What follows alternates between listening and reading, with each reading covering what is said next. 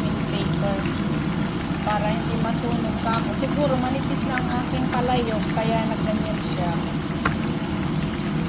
Para hindi siya magsalsik. Ayan, o. Ito na, malapit na maluto. Okay na siya. Pare-pantay na. Ito yung tiyan.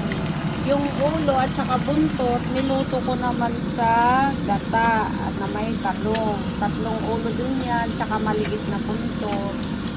So, double purpose siya. Ito kasi masisip-sip mo yung kanyang ulo. Ito kasi hindi. So, kung itutrito ko siya, hindi siya makakain yung ulo, diba? So, pwedeng kalahati, itrito, yung ulo, ay pwede mong gawing sinigang. Ay, sinigang ba yun? Paksiw pala, paksiw. Tapos, iluto mo sa kamatis. Ayan, double purpose ang tilapia.